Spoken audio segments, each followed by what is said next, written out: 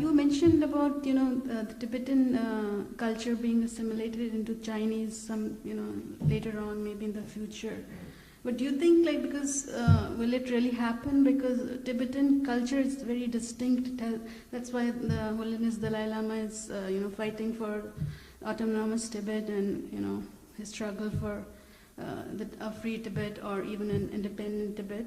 So do you think Tibetan culture can go? Okay, you asked the question once and then I'll answer it. You're repeating, or are you? Okay, you just okay. So you shouldn't repeat. So your question is, since Tibetan culture is so different from Chinese culture, will it get digested or will it remain separate? Yeah. That's the question. Yeah. So I will answer it. Okay, thank you. All the digested cultures are very different. Pagan culture is very different from Christianity. Yeah, pagan culture is very different from Christianity. Yoga is very incompatible with the Bible.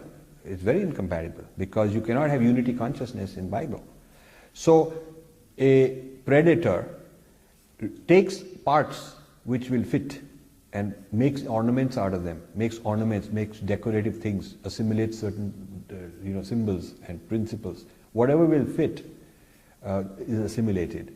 And whatever is going to be threatening is rejected, put in a museum and rejected.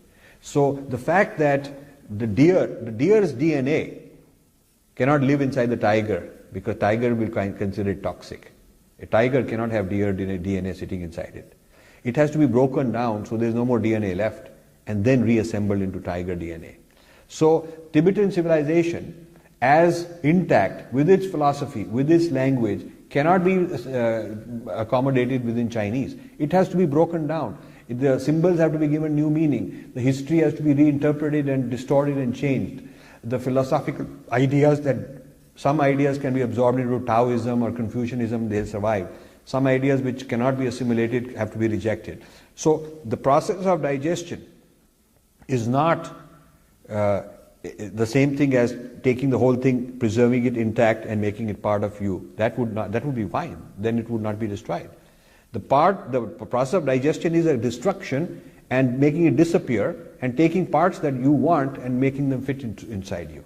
So the digestion of Tibetan culture will be, there's young Tibetans, next generation, they want to have IT jobs, they want to go to big cities.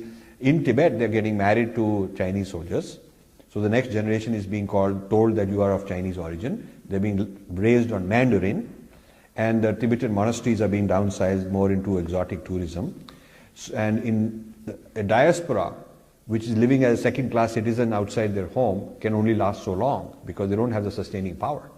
I mean, you can last, Dalai Lama is there, but what will happen after he's gone? It will become a little milder. So Tibetan culture, Tibetan civilization is not on a solid foundation without a separate home, without its own proper homeland, and it cannot just go on in this refugee status an indefinite period on the mercy of somebody else trying to help it. So that's the point. And the fact that it is different is not going to guarantee its success. In fact, that's why they want to finish it off, because it is different and therefore it's a threat.